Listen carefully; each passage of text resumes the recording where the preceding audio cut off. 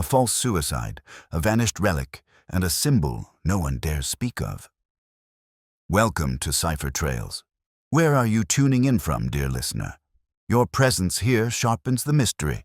Thank you for joining us. Let's step into Baker Street. It was on one of those October afternoons when the clouds seemed reluctant to depart the London skyline and the streets below held a peculiar hush, as though the very city were awaiting the outcome of some unseen drama. I had returned early from my medical rounds and found myself once again at 221B Baker Street, where the smell of coal smoke and Turkish tobacco greeted me like old friends. Sherlock Holmes stood at the window with his hands clasped behind his back, his aquiline profile etched in silhouette against the faint glow of the autumnal sky. Without turning, he remarked, "You were speaking to a woman with a limp just now. Her boots were navy, but I suspect her skirt was grey flannel." I chuckled. "You really must cease robbing me of the little surprises life offers, Holmes." She was a patient sister, anxious and nervous, and yes, her right shoe was slightly scuffed at the toe. Holmes finally turned, his grey eyes glinting with amusement. "And what, pray, brought you home so early, Watson?" Surely not just the conversation of invalids and their fretful relatives. "Rain," I replied, unfastening my coat, "and a certain premonition that you would be involved in something curious before supper." As if on cue, Mrs. Hudson knocked gently at the door before ushering in a woman unlike any I'd seen in recent months. She was tall, statuesque, and dressed in deep mulberry velvet that whispered of wealth, or at the very least, its careful imitation. A netted veil obscured part of her face, but not the tension that clung to her frame like a shawl. One hand remained tightly clenched at her side, the other held a fine kid-leather handbag, from which protruded the curious end of what appeared to be a buttonhook, its handle glinting faintly with amber. Holmes motioned her to a chair with that fluid civility that masked his razor-sharp scrutiny. "Do sit down, madam. May I take it that your visit concerns an object of unusual appearance and, perhaps, unusual consequence?" The woman started slightly. "Yes, but how?" Holmes offered her a smile that was more mathematical than warm. "Your hand has not let go of that bag since you entered, and while your dress is new, your boots show signs of recent countryside mud. You arrived in London this morning, perhaps from Norfolk or Kent, and you have spoken to no less than 2 constables since stepping off the train. May I also presume that you did not come alone?" She blinked and then, almost unwillingly, nodded. "My name is Mrs. Georgiana Helstone. My husband, Colonel Helstone, and I have taken a suite at the Langham for the week. He is unaware of my visit." At this, Holmes glanced at me briefly. It was his way of signaling that the case had pivoted into something truly interesting. "The buttonhook," she continued, drawing it slowly from her bag and laying it on the table, "was found yesterday morning on the sill of my sister's bedroom window. She was found shortly after, dead, Mr. Holmes, locked from the inside. Scotland Yard has ruled it a suicide." Holmes reached for the object delicately. The buttonhook was slender, its handle fashioned from amber with a curious swirl of darker resin inside, almost as if something had been trapped within as it hardened. "But I know my sister," Mrs. Helstone said, her voice cracking. "Clara was afraid of high windows. She would never have opened one, let alone climbed up to throw herself down." Holmes did not speak immediately. Instead, he examined the buttonhook and then held it up to the light. "This swirl here, Watson, do you see? Something embedded. Bone, perhaps, or a fragment of hair." I leaned in. "A defect in the amber, or a detail meant to distract," Holmes murmured. Mrs. Helstone's gaze darted between us. "Please, Mr. Holmes, they've closed the case already, but something about that buttonhook. Clara never owned such a thing. I've come to you because you are the only one who might see what the others refused to." Holmes set the object down gently and steepled his fingers. "You say your sister was found in her bedroom, locked from the inside?" "Yes." "And this item was discovered on the sill?" She nodded. The chambermaid found it resting against the glass, as though someone had left it. Holmes rose. And left it they did. For you, Mrs. Helstone, or perhaps for someone else entirely. But either way, the message has gone unseen, until now. He turned to me, that familiar flicker of excitement in his eyes. Pack a bag, Watson. We are going to Langham, and from there, wherever this amber key leads. And with that, the game, strange, silent, and amber-glinted, was once again afoot. We arrived at the Langham Hotel just as the lamps were being lit, the doorman offering only a slight nod at the appearance of Holmes and me, as though he had grown accustomed to gentlemen with serious eyes and hurried steps. Mrs. Helstone led us through the marbled lobby without delay, her gloved hands tightly clutching the handle of her reticule. There was a stiffness to her posture now, a woman visibly bracing herself for a scene she did not wish to revisit. This way, gentlemen. The suite is on the 3rd floor. My husband is currently at his club. He knows nothing of my sister's death beyond what the papers have said. The lift operator, a boy not much older than 17, gave us a curious look but said nothing as we ascended. Holmes, as was his custom, remained quiet, his gaze flicking over the fixtures, the scuffed brass edge of the lift gate, and the faint smear on the boy's left cuff. He stored these observations somewhere, in that vast internal ledger of his, though he shared none of them aloud. Not yet.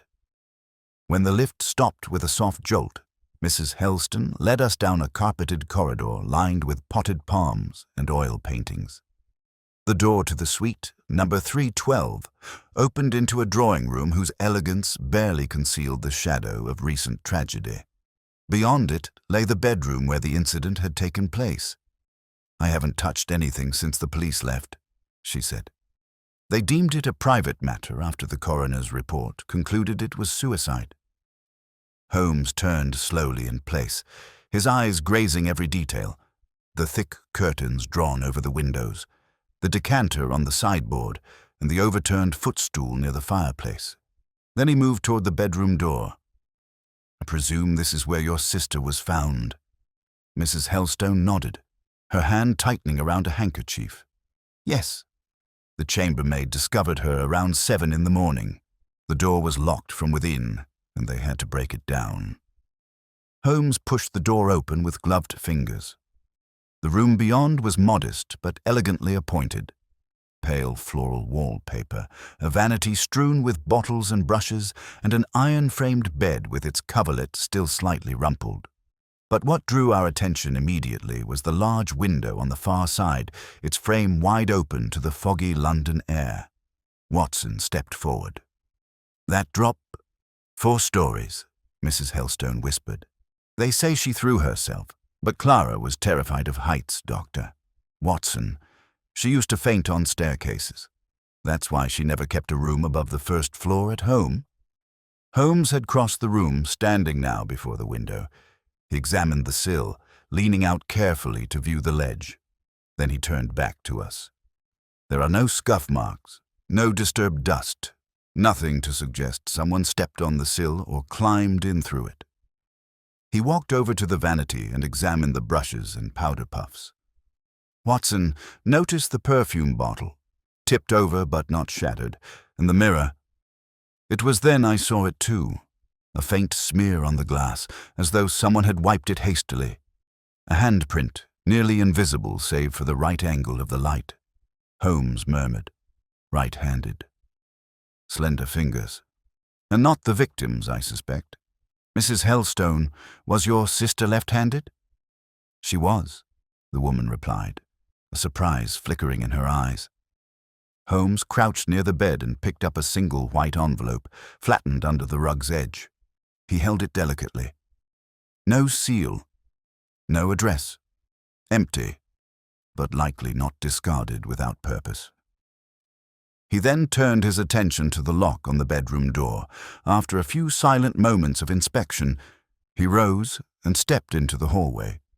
With swift, fluid motion, he examined the outer doorknob, running a slender tool from his pocket along the edge of the mechanism.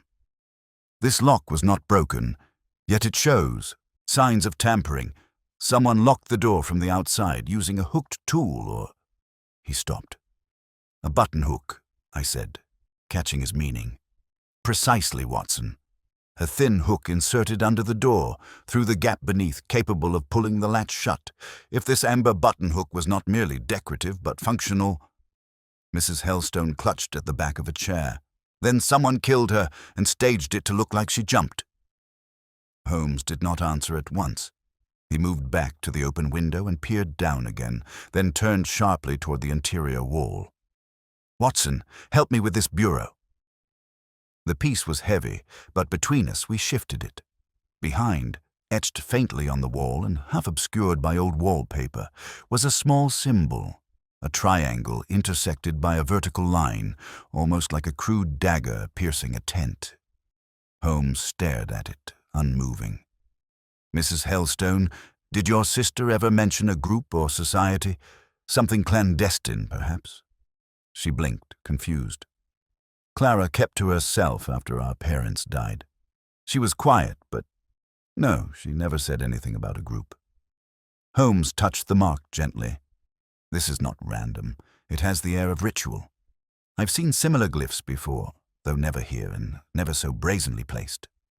He stood and moved to the writing desk near the wall, flipping through papers until he paused at a receipt, recent, dated 2 days before Clara's death.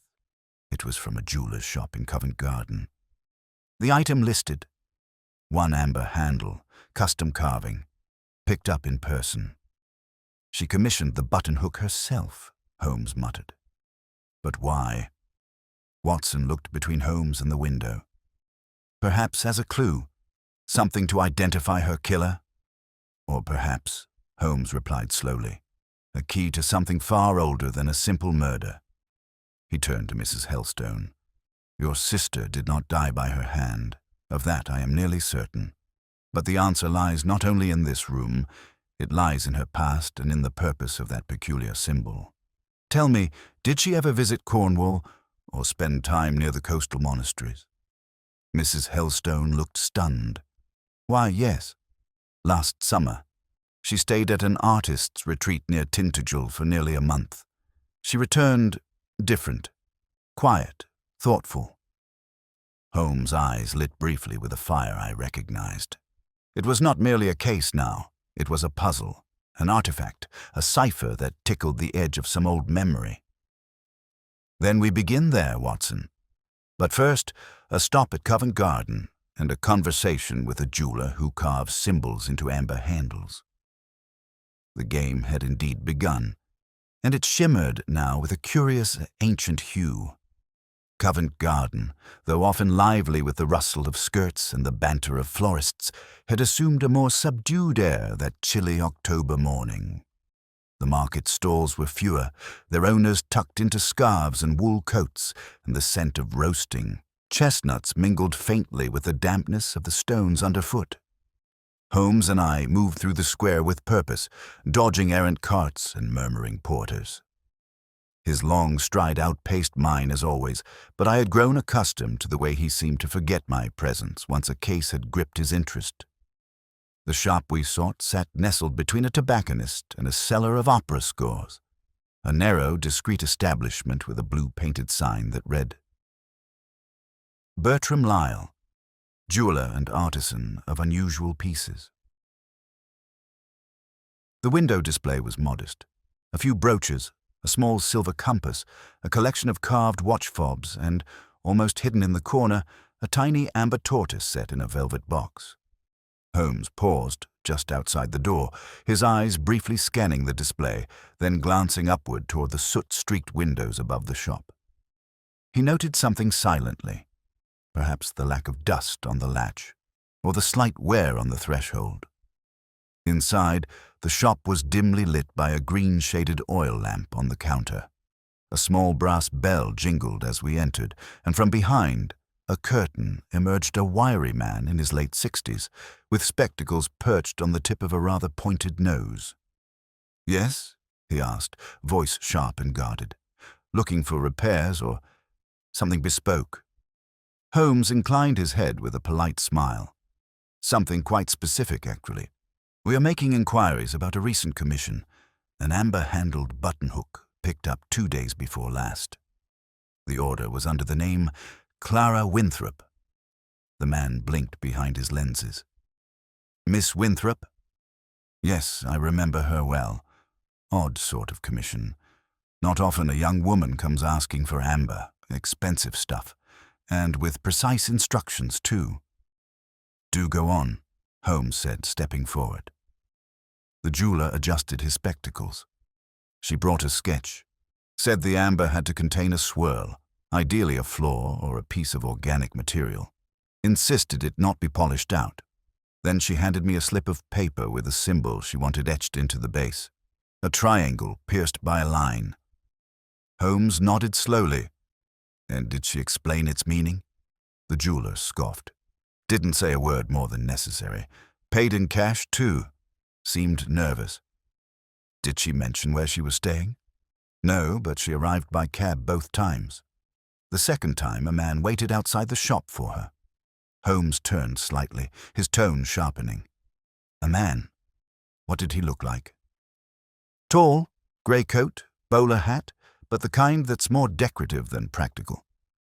Military bearing, if I had to guess. He never entered, but he watched the shop door like a hawk. Holmes fell into silence for a moment. I asked, "Would you still have the original sketch she brought you?" The jeweler shook his head. She took it with her after the piece was finished. Did she speak with any other customers while she was here? Holmes asked. Did anyone seem particularly interested in her transaction? The old man frowned. Now that you mention it, there was another gentleman in here, browsing. Claimed to be interested in cufflinks, but spent more time glancing toward Miss Winthrop than looking at the tray. Thin fellow, long fingers, dressed like a clerk, but smelled like perfume. Left a minute after she did. Holmes glanced at me. Our silent audience seems to have had shadows of their own. He turned back to the jeweler. And the amber, where do you source it? Imported through a Baltic dealer. It comes in raw, and I finish it here. That handle came from a piece I've had for nearly 5 years. It had a wasp trapped inside. Difficult to carve, but Miss Winthrop insisted. Holmes's expression shifted subtly. A wasp? Yes, or something like it. Winged. She said it had to be that particular piece, claimed it meant something. Holmes examined the countertop absently. And the symbol, did you etch it yourself? I did. Have a magnifier and a steady hand. Took me nearly an hour. Have any other clients ever asked for that same symbol? The jeweler hesitated. Holmes pressed gently. Please. Time may be a factor. The man sighed. Not often, but I've seen it before. Some years ago, 5 or 6 maybe. A gentleman had it etched into a snuff box. Said it was a family emblem. Odd sort of man. Foreign accent, maybe Austrian. Holmes nodded slowly, turning toward the door. Thank you. You've been most helpful. The bell jingled again as we stepped outside. The afternoon fog creeping down from the rooftops and curling around the paving stones like something sentient. Well, Holmes, I said, do you still think we're dealing with a murder, or something stranger? He stared down the street for a long moment before replying, I believe Miss Winthrop stumbled upon something ancient and dangerous, a symbol that connects to a deeper thread, one that predates her by centuries. The buttonhook was no mere personal item. It was a message, a key, perhaps even a threat. A threat to whom? To those who recognize the mark. He stepped off the curb. Come, Watson. I've written to my brother, Mycroft, to inquire into secret societies with occult insignia. In the meantime, we must visit Langham once more. There is something in that room we missed. I followed him, the wind now rising through the alleys of London, and with it, a sense that whatever Clara Winthrop had uncovered, it had not died with her, but had only just begun to stir. Evening had fallen by the time we returned to the Langham Hotel. A thin mist clung to the gas lamps outside, and the doorman greeted us with a subdued nod as we passed once more through the marbled entrance. Mrs. Helstone met us in the corridor outside Suite 312, her composure beginning to fray at the edges. "Is there news, Mr. Holmes?" "There is progress, Mrs. Helstone," Holmes replied with that particular tone he used when he was working faster than he allowed others to see. "But before we proceed any further, I require a final examination of the room. If you'll excuse us, I believe it best that only Dr. Watson accompany me." Though hesitant, she agreed and stepped aside. As soon as the bedroom door clicked shut behind us, Holmes drew the curtains tightly, shutting out the gaze of the street below. Then he knelt by the writing desk, his fingers gliding along the edges with practiced delicacy. "She came to London," he said softly, "commissioned a buttonhook with an ancient symbol and a fossilized wasp in amber, and left it where someone would find it. We must ask ourselves not what the object was meant to unlock, Watson, but what it was meant to warn against." He tugged open the writing desk's central drawer, which we had already inspected earlier. But now he worked more deliberately, tapping at the underside of the drawer's interior. Then, with the slightest pressure against the back panel, something clicked, a dull, almost reluctant sound. "Here," he said, angling the drawer outward. A small compartment had slid loose, cleverly hidden beneath a false bottom. From within it, Holmes extracted a folded sheet of vellum, sealed not with wax, but with a curious dab of red ochre and a pressed triangle symbol, identical to the one carved into the amber handle. He unfolded it carefully. The writing was sparse, the hand delicate but hurried. To the bearer of the mark. "You are not safe. The path has been broken, but the circle endures. Return the seal before Candlemas, or the toll will fall. The market does not forget." At the bottom, a single letter. I stared at the message, unsettled. The tone is cryptic, but the threat seems quite clear. Holmes nodded. "And the reference to Candlemas is curious. February 2nd. A Christian feast with pre-Christian roots. The mention of a toll and a seal. Ritualistic language. A secret society. Likely esoteric, perhaps even ancient in origin." "But what exactly is the seal?" I asked. Holmes folded the vellum again, slipping it into his pocket. "That, my dear Watson, is the very question our murderer, or murderers, is hoping remains unanswered." He moved to the window and once more examined the sill. Then, crouching lower than before, he tapped along the skirting board to the left of the frame. A hollow note.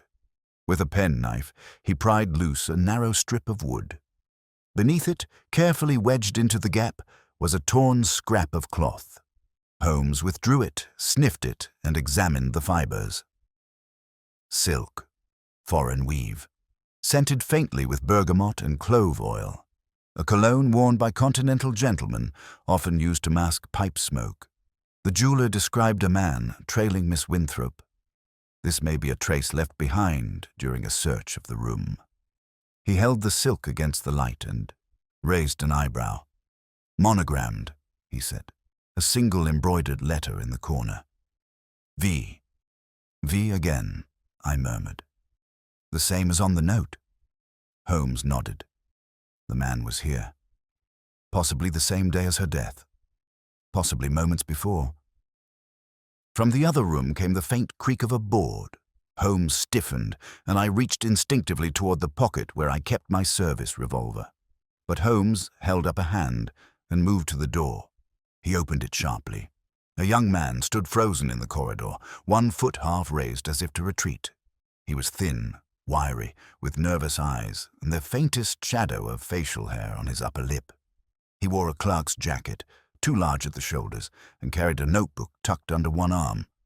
Holmes took him in with a single glance. "Come in," he said. "Quickly, before your courage fails entirely." The young man hesitated, then stepped inside, removing his cap. "I'm sorry. I didn't mean to intrude." "You've already done so," Holmes replied dryly. "The question is whether you will now contribute anything useful." I was following Miss Winthrop," the young man confessed. "Not for myself. for someone else. I work at Havisham's Antiquities. Clerkenwell. A man came in last month looking for something called the Amber Seal. I didn't know what he meant, but he gave me a sovereign to watch for any customers who mentioned amber. Describe this man, Holmes said at once. Foreign, sharp cheekbones, well-dressed but not English. Austrian or Hungarian, maybe. He had a mark on his right hand. It looked like a burn, but shaped like the same triangle symbol. He said the seal belonged to his order, that it must not be lost again. Did you tell him about Miss Winthrop? The clerk nodded. She asked about carved amber. I told him 2 days later. He looked furious, said it was not her place. Then he asked where she was staying. I didn't know. Holmes folded his arms. And now? I saw the obituary. I wanted to say something, but I was afraid. I thought maybe it was my fault. Holmes's expression softened ever so slightly. Guilt is useful, Mr. Elias. George Elias. Very well, Mr. Elias. Your information may prove invaluable. Now listen carefully. Should that man reappear, you are not to follow him, speak to him, or even remain in the same room. Come directly to Baker Street. Is that understood? Elias nodded. Yes, sir. Holmes handed him a card. Burn your notes on Miss Winthrop. Your safety may depend on it. As the young man hurried from the room, I turned to Holmes. So we have a name, or at least an initial, a secret order, a missing seal, and a death made to appear like suicide. Indeed, Holmes said. And now, Watson, we must go somewhere I rather hope to avoid, Mycroft's office at the Diogenes Club. If anyone knows about foreign orders with ancient roots and a penchant for amber artifacts, it will be him. Do you think the man with the mark will strike again? Holmes picked up the monogrammed scrap of silk and held it up to the light. If he believes the seal was passed to another, then yes, he already has. It is a curious feature of my acquaintance with Sherlock Holmes that I often found myself ushered into places I had no business entering. Gentlemen's clubs, foreign embassies, backroom gambling dens, and once, rather famously, a tea shop operated as a front for Balkan smugglers. But of all these unlikely locations, none seemed to provoke in Holmes such a particular mixture of exasperation and necessity as the Diogenes Club. This, he muttered as we passed through its polished doors that same evening, is the cost of expertise. Silence, disapproval, and passive aggression served with one's sherry. The Diogenes Club was as silent as ever, its members reading newspapers with a kind of militant solitude. No one greeted us. No one looked up. The heavy footfalls of the butler were the only sound as we were led through a corridor to a chamber more office than lounge. Its shelves lined not with novels or club registers, but with government reports, military maps, and volumes whose titles had long since faded. There, seated with one leg crossed over the other and a half-empty glass of Madeira at his elbow, sat Mycroft Holmes. He looked at us over his spectacles. So the world requires saving again, does it? Holmes didn't rise to the provocation.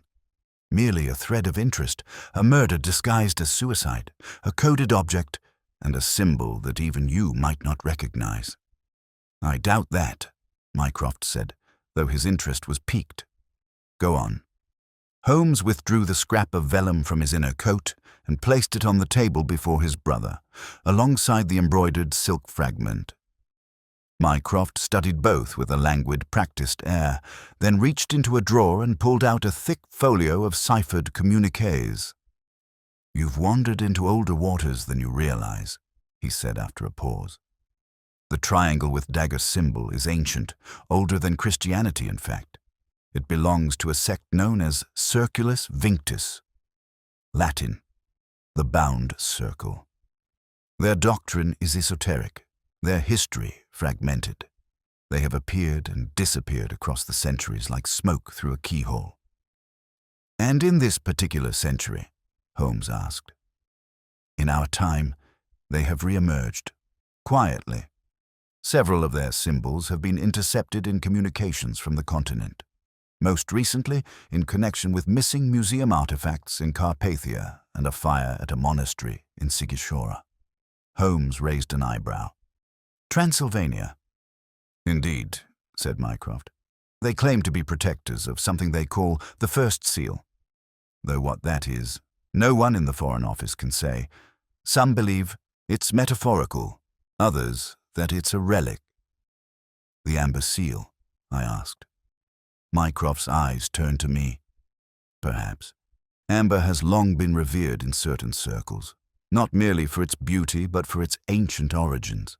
Fossilized time, captured life, they claim it contains a record older than any scroll. Holmes leaned forward.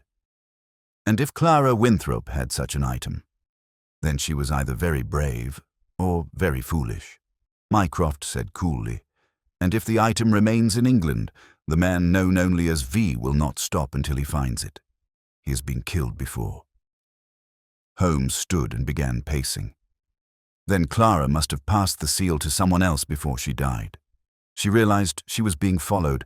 She commissioned the Buttonhook with a matching symbol, perhaps as a decoy, or a clue.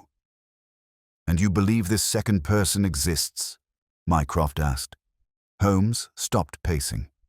I do. The missing piece in all this is motive. Why stage the suicide? Why not simply take the seal and vanish? Mycroft considered this, then opened another drawer. From it, he retrieved a telegram. This arrived yesterday from our consulate in Bruges. It mentions a man named Victor von Skalitz, an Austrian former archivist who vanished from Vienna 3 years ago after stealing several antiquities. Our informant claimed he was last seen boarding a packet ship to England, accompanied by a woman named Clara Winthrop. I sat up. She traveled with him? Mycroft nodded. Apparently. The informant believed they were lovers or accomplices. It's unclear. Holmes's jaw tightened. And what if she fled from him, took the seal and ran? Then she would be dead within the month, Mycroft said grimly. Which she is. A pause. Then Holmes turned to me, eyes alight. Watson, we must locate Clara's confidant, someone she trusted enough to hand off an artifact that could cost a life. And we must do it before V does. He turned back to his brother. Does the Foreign Office have surveillance on von Skalitz? We lost him in London, likely operating under a new identity. Then he'll be circling the Langham, Holmes muttered. Waiting, watching for a clue. Mycroft picked up the silk scrap again. You may also wish to speak with a man named Professor Haldane. Linguist, etymologist. He catalogued fragments referencing the bound circle in the Bodleian Library. And where is he now? Lecturing this week at King's College. Holmes buttoned his coat. Then he shall be our next call. Thank you, Mycroft. Do try to be subtle, Mycroft said, lifting his glass. For once. But Holmes was already gone, his long coat swirling behind him. As we stepped back into the London fog, I matched his stride with effort. Do you truly believe someone else holds the seal? Yes, he replied. Because Clara Winthrop was not simply murdered. She was silenced, and one only silences those who carry dangerous truths. A hansom cab appeared through the mist, and Holmes hailed it with urgency. To King's College, Watson. Before the professor becomes the next ghost in this affair. King's College stood as an island of thought in the heart of the city, its stone facade streaked by centuries of London weather, its gas lamps flickering with amber light as evening cloaked the quadrangle. Within its aged walls, minds pursued truths of language, philosophy, and ancient history, precisely the sort of truths that, once unearthed, could drive men to kill. Holmes and I arrived just after 8 o'clock, our boots clicking along the polished marble floor of the central corridor. The porter, an elderly man with a beard like a snowdrift, guided us to the rooms of Professor Lionel Haldane, who was, as luck or fate would have it, still working late in the college's private reading room. Holmes stepped inside first. The professor looked up from his desk, where parchment manuscripts and modern newspapers lay in curious communion. He was a wiry man in his early 60s, with pince-nez perched precariously on his nose and an ink stain on the sleeve of his waistcoat. "Mr. Holmes, I presume?" he said, rising with a handshake that was dry, precise, and brief. "And Dr. Watson, I've read your published accounts. Please come in." Holmes wasted no time. "We've come regarding a symbol, the triangle intersected by a vertical line. You've studied its origins, I believe." "I have," Haldane said, already turning to a shelf beside his desk. "Most who dabble in antiquities mistake it for a mere alchemical glyph. It is far older, a sigil of the Circulus Vinctus." He produced a thin folio bound in brown leather and opened it to a page where the same symbol, roughly drawn, was accompanied by notes in Latin and Greek. "The bound circle," he continued, "a secretive sect that believed memory could be preserved not in books or speech, but in objects, especially in amber. To them, amber was not decorative. It was an archive. They claimed it captured more than insects or tree sap.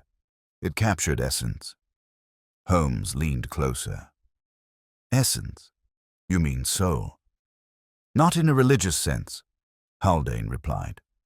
"They believed that the first language, the prima vox, could be encoded into amber.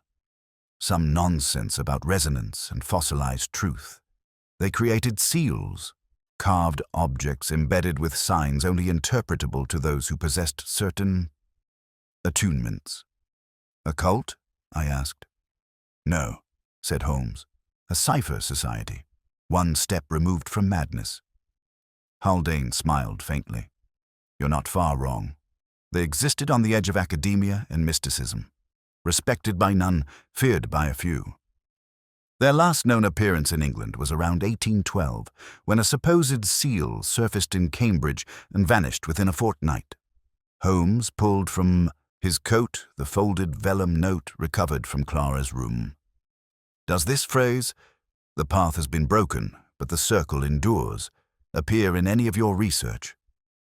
Haldane's expression changed. He read it once, then again, slower. "Yes," he said quietly.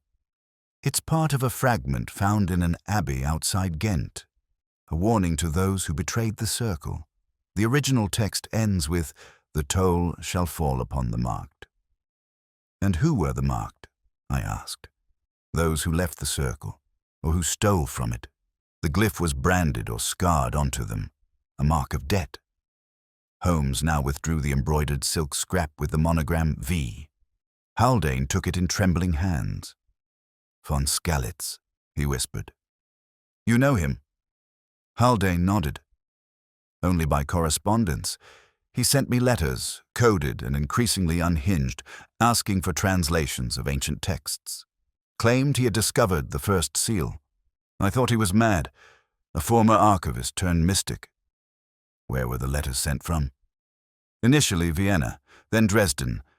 The last came 6 months ago from an address in Highgate, London." Holmes's eyes narrowed. "Do you still have them?" "I do," Haldane replied. He rose and unlocked a drawer, removing 3 yellowed envelopes with identical handwriting. He signed only as V, but he spoke of a woman, an intermediary. She had taken the seal from him, he said. Betrayed the circle. "Clara Winthrop," I said. Haldane nodded grimly. "Then she is dead?" Holmes said nothing for a long moment, then quietly, "Yes. And I believe Victor von Skalitz is responsible." A loud crack shattered the silence. We all froze. It came again, this time closer, the unmistakable echo of wood breaking under force. Holmes was at the door in an instant. "Stay behind me," he ordered. We stepped into the corridor, where a line of oil lamps flickered unevenly. Shadows shifted at the far end, then retreated. Fast. Holmes gave chase without hesitation, and I followed, heart thudding, feet pounding down the ancient hallway. We turned the corner just in time to see a figure vanish through a service door into the college's lower passage. a narrow, poorly lit servant's route once used for deliveries and now mostly disused. Holmes pursued with uncanny speed the figure ahead, stumbling slightly before disappearing around another bend. Suddenly, a glint. A blade? "No closer," the man's voice barked from the dark. Holmes slowed, raising one hand. "Mr. von Skalitz, I presume?" "I am the voice of the circle," came the reply. "You do not understand what you pursue." "Then enlighten me," Holmes said. There was a moment of silence, then the clang of the exit door as the man bolted once more into the London fog. We reached the door, but the street was empty. Holmes turned back toward me, breathing steadily. "He's watching Haldane." "Likely. Suspected Clara shared information with him. We may have arrived just in time." "What will he do next?" "He'll try to recover the seal. He believes it still exists. Which means, Watson, we must ask the most dangerous question of all." I frowned. "Which is? Who did Clara trust most? And where is that person now?" He looked skyward as if calculating the hours we had left. "Time, Watson, is the one thing von Skalitz cannot afford us." The next morning broke cold and iron grey, with a stiff wind sweeping across Baker Street. As I sat nursing my second cup of coffee, Holmes stood at the window, his gaze fixed upon the movement of carriages and hansom cabs below. He had not spoken for some time, save to request the address book Clara Winthrop had left behind among her sister's belongings. At last, he turned. "We must go to Hammersmith, Watson. Clara had a cousin there, Miss Edith Colville, formerly a governess, then a teacher at St. Luke's Academy. Her name appears twice in Clara's journal. I believe she's the person to whom the seal may have been entrusted." I rose, already collecting my hat and coat. "You think Miss Colville knows the danger she's in?" Holmes glanced toward the coals burning in the grate. "I think she suspects. But suspicion is rarely sufficient protection."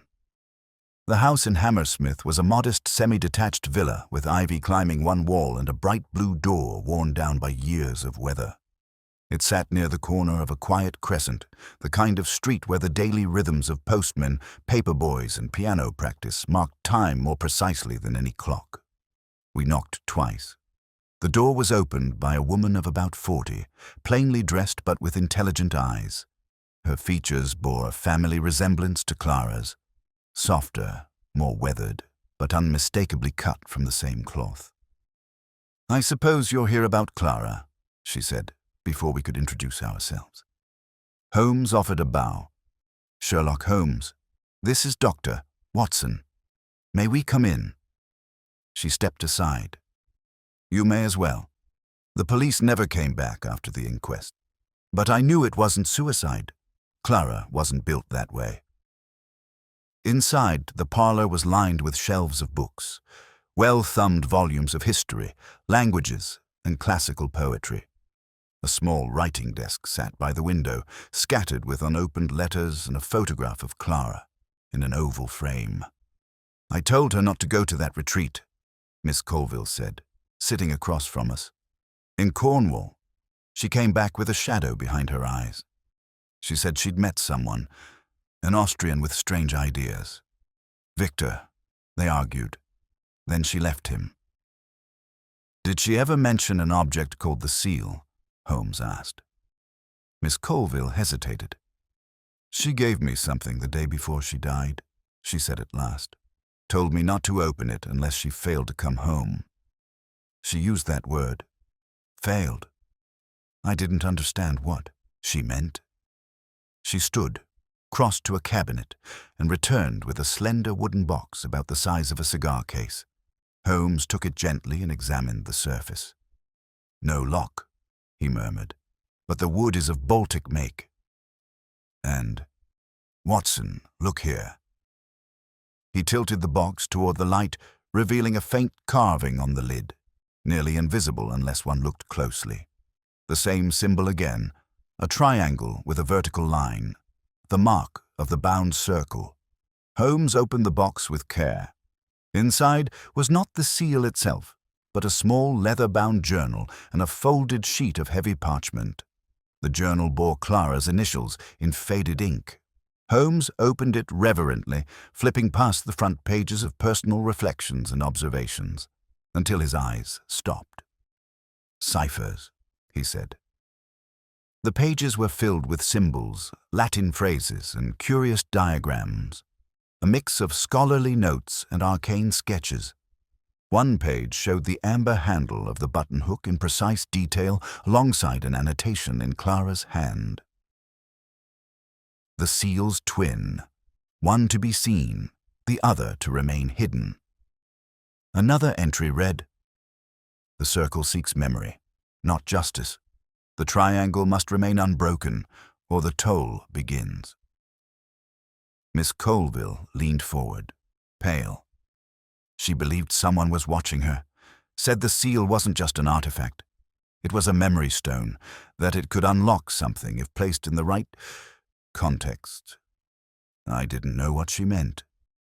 Holmes turned to the folded parchment and carefully unfolded it. It bore a map, not of Cornwall or London, but a place I did not recognize. At the bottom, written in Clara's steady hand, was a single word: Wroxeter. Holmes looked up, his expression taut. An ancient Roman town in Shropshire, long buried, excavated partially a decade ago, then sealed off. Clara believed the seal belonged there, or that something was meant to be hidden there again. "Why?" I asked. "What connection does Wroxeter have to the bound circle?" "Many societies choose ruins to bury their knowledge," Holmes said. Clara was sending a message.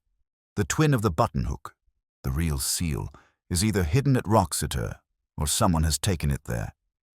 Miss Colville stood. "Then you must go. If Victor finds it first." Holmes raised a hand. "There's one more pressing matter. Last night he tried to kill a scholar who knew Clara. He will return here, Miss Colville. He may already be watching." At this, she faltered. "I'll leave at once," she whispered. "I have relatives in Sussex.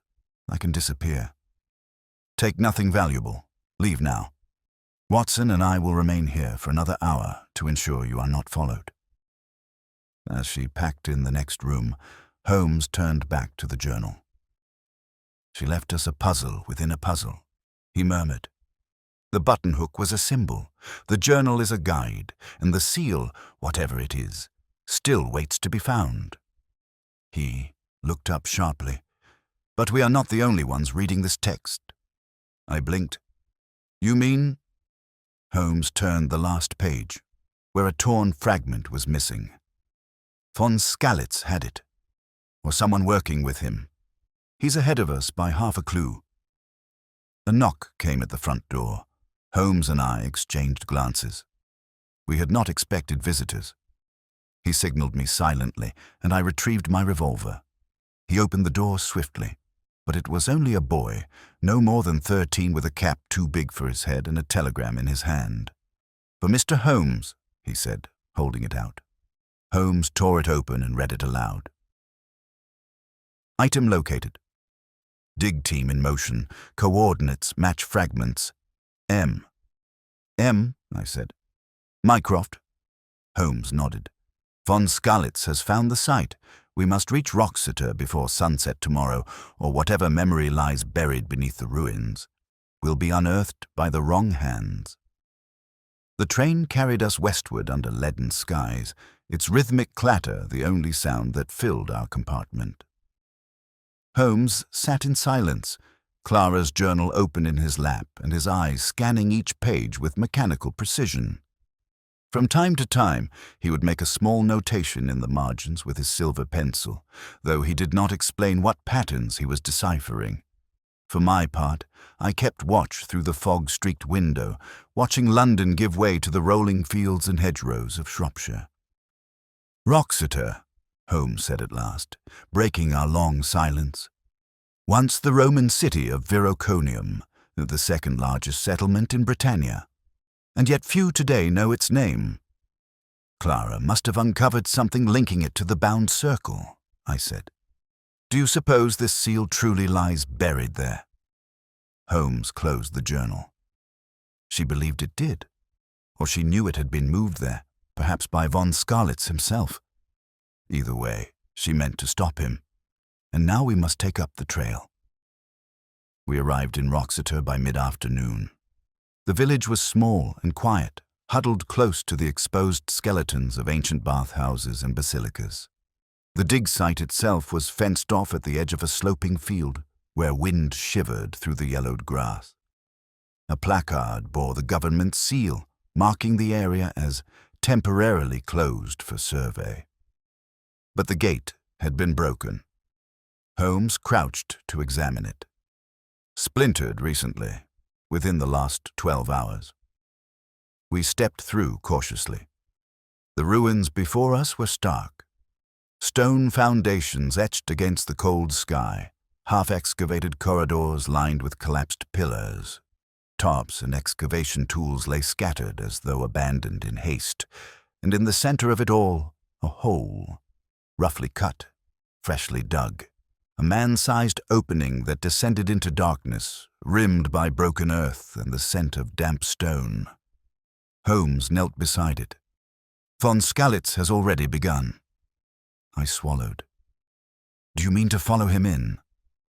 "Of course," he said, with the trace of a smile. "But first, precautions." He drew a length of cord from his coat and tied it to an iron post. With deliberate motion, he lowered himself into the shaft, lantern in hand.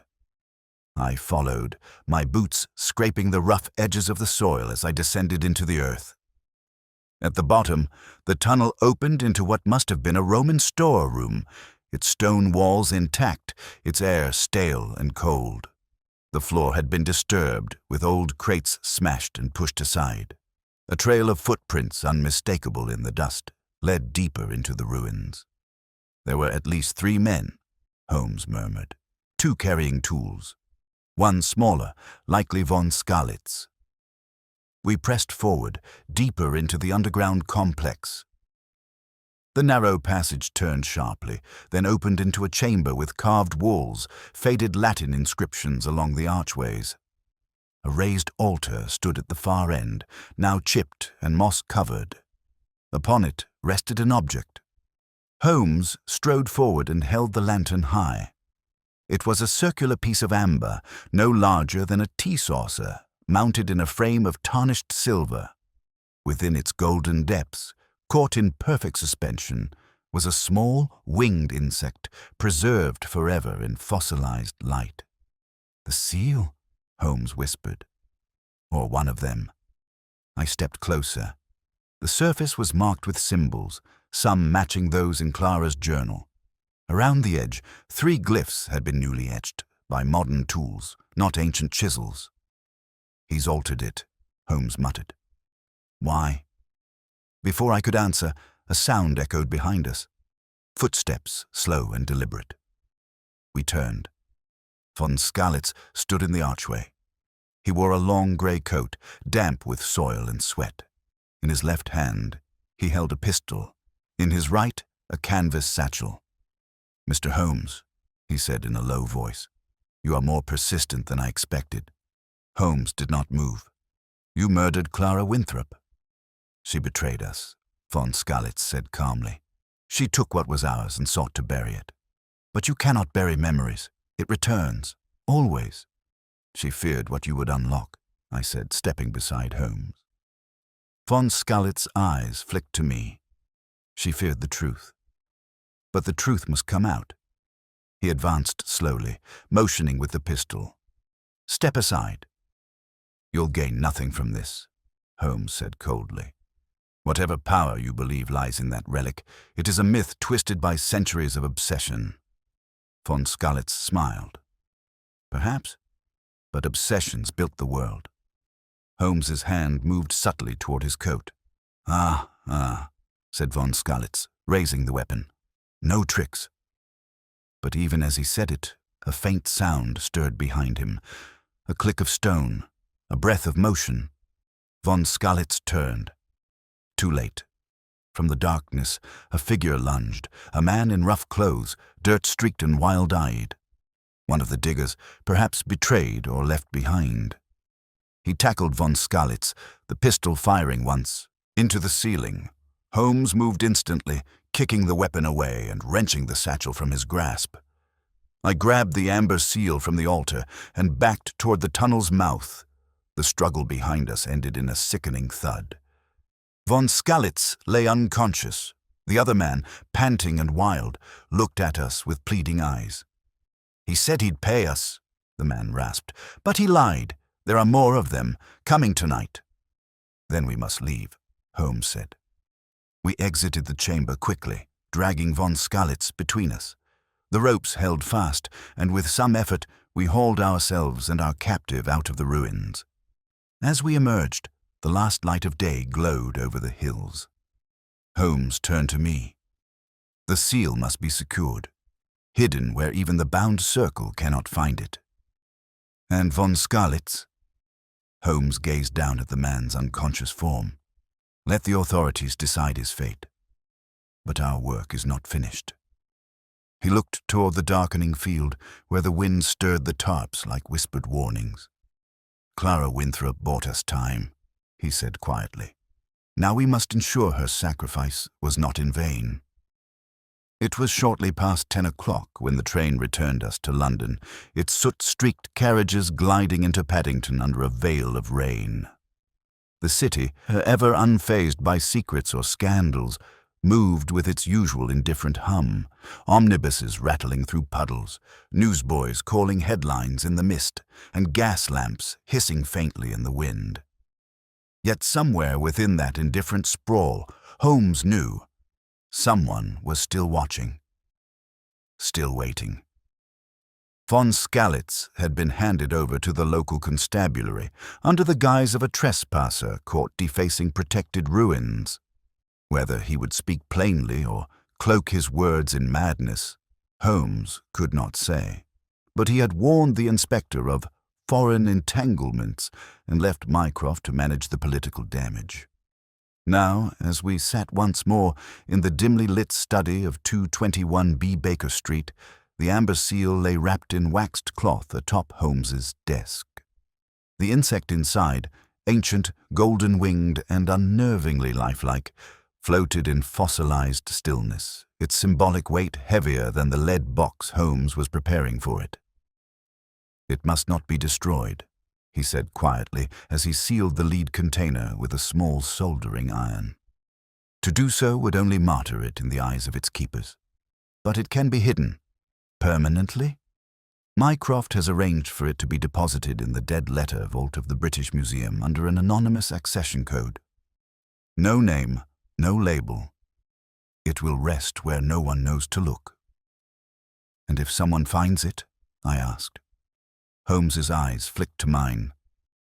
"Then we must ensure they do not understand what they have." He set the box aside and turned to Clara's journal once more. "But before we conclude, there remains one final thread, perhaps the most dangerous." I leaned forward. "You mean another member of the circle?" Holmes nodded. "Clara wrote of a meeting 2 weeks before her death. The third mark returns to the fold. It was not von Skalitz. It was someone else. Someone knew her, and we missed them entirely." I frowned. "If not Victor, and not Miss Colville. Then who?" Holmes closed the journal, his face tightening. "There is one other name that appears in her correspondence. A family friend. A man she trusted enough to dine with twice during the final fortnight of her life." He stood and reached for his coat. "Come, Watson. We are paying a call on Reverend Josiah Danforth." The vicarage in Maida Vale was quiet beneath the drizzle, its garden hedges clipped with a clergyman's precision. The Reverend Danforth, a tall and kindly man in his 50s, welcomed us with the warmth of a host accustomed to grief. "She was like a niece to me," he said, offering us tea in a parlor full of dusty theology books and polished brass candlesticks. "I officiated at her parents' wedding and later their funerals. Clara was different from other girls. more curious, more sensitive. Holmes accepted the tea but did not drink. You dined with her shortly before she died. May I ask what you discussed? Densely veiled tension flickered across the Reverend's face. The usual things. Her spiritual concerns. She had been unwell, distracted, spoke of ancient symbols, of hidden societies. I took it as a metaphor. A crisis of faith, perhaps. Holmes's tone sharpened slightly. And you saw her on the day of her death? Densforth hesitated. Yes, briefly. She came to return a book I'd lent her, a translation of Marcus Aurelius. Which volume? Holmes asked. The Meditations. I have many editions, of course. Holmes stood suddenly. May I see them? The Reverend, flustered, led us to a tall bookshelf. Holmes's eyes moved swiftly over the spines. Then, with unerring precision, he plucked one volume free, a worn 1879 printing bound in green leather. He flipped through it, then stopped. A small envelope was tucked between pages 46 and 47. Holmes handed it to me silently. I opened it with great care. Inside was a folded note, penned in Clara's hand. To the one I trust least but must include, the seal is not the only relic. You spoke of the toll, but you never understood its meaning. I took more than the circle's treasure. I took its memory. This you will never find. C.W. Holmes turned to the Reverend, who had gone pale. You are the third mark, Holmes said. The one Clara suspected but could not expose. Reverend Denforth's hands trembled. You do not understand what she stole. She was reckless. She was warned. Holmes nodded. And so you kept close to her, not to protect, but to recover. She left the circle, Denforth whispered, and the circle leaves no traitors. Holmes stepped forward. But you are no longer part of it either, are you? You lost faith long ago. You feared her, but you also envied her. She had something you never did. Clarity. Densforth slumped into a chair, the fight bleeding from him. She said it would awaken something, that it wasn't meant to be read, only remembered. She was going to bury it again, wipe the trace from history. I tried to stop her. You didn't kill her, I said. No, Denforth said quietly. But I knew who would. And I said nothing. Holmes retrieved the envelope and returned it to the book. Then you will write a full statement. Not to the police, but to Mycroft Holmes. You will name the remaining members of the circle you know, and you will relinquish any materials related to Clara's death. If you fail to do so, I will ensure your parish is left in the hands of someone more deserving. Densforth closed his eyes and nodded. As we stepped into the rainy night, Holmes exhaled, long and low.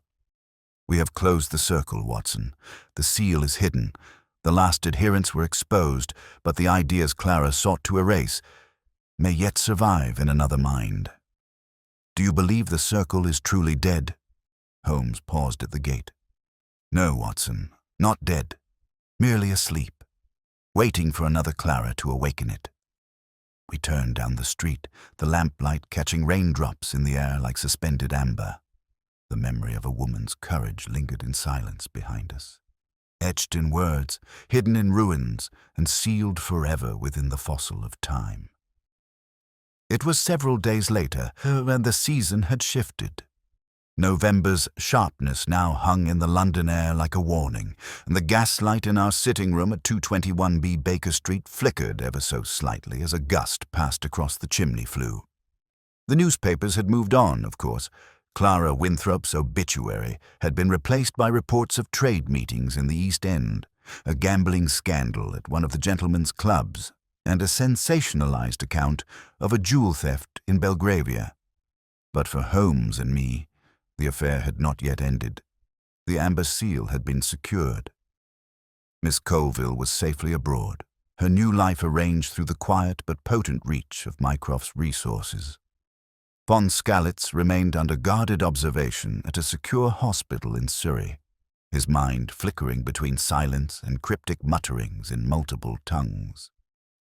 And Reverend Denforth, no longer a shepherd of souls, but a shadowed footnote in the church's record, had disappeared from public view.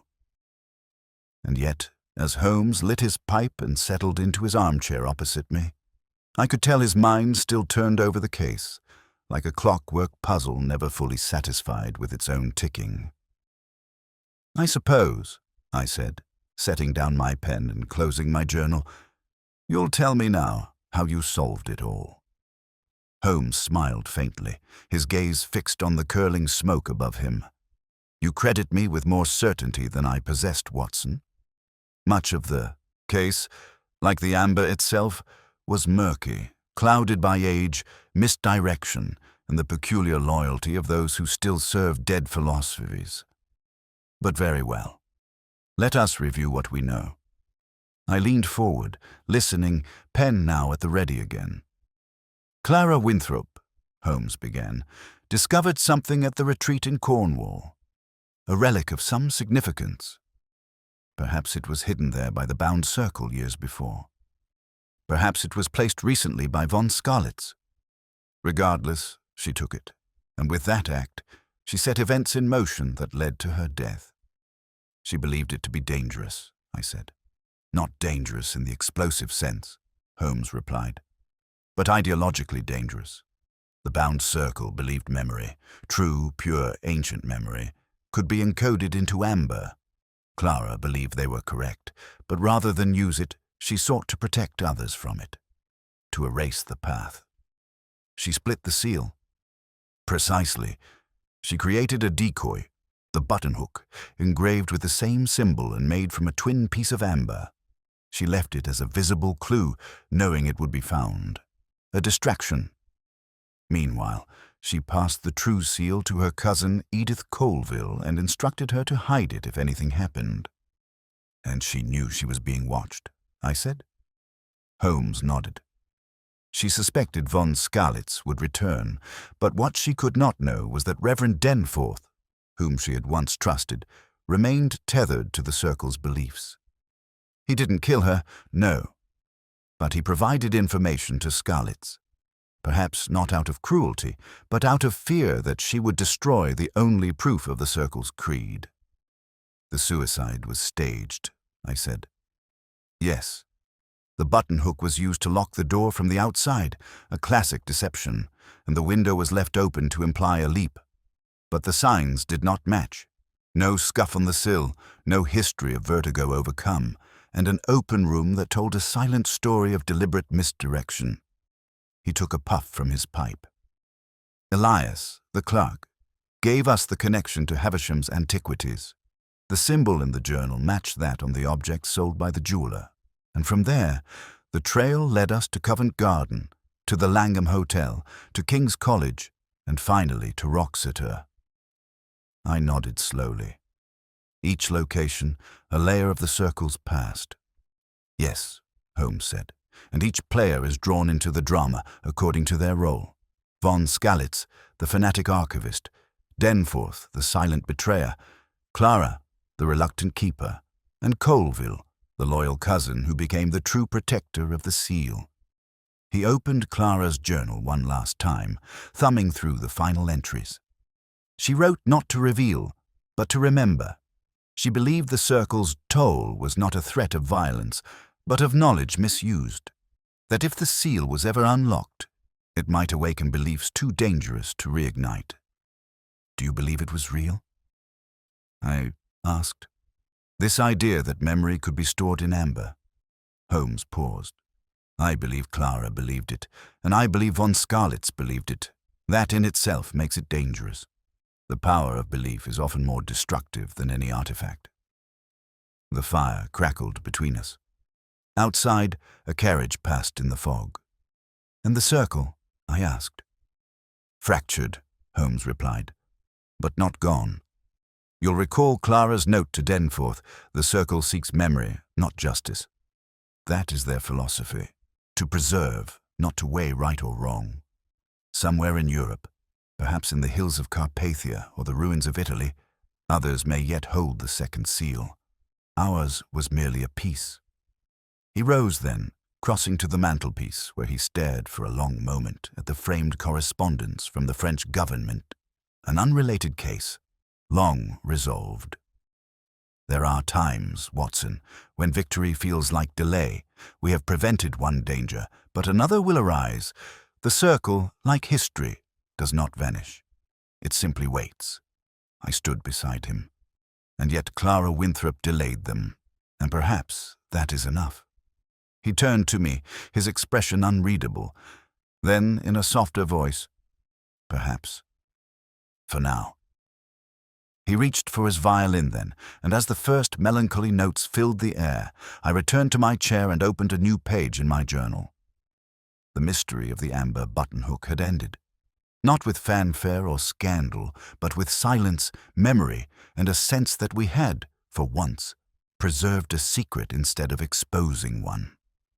Outside, the mist curled like breath over the city's rooftops, and somewhere in the museum's archives, a lead box sat undisturbed, its contents fossilized, its meaning buried deeper than stone.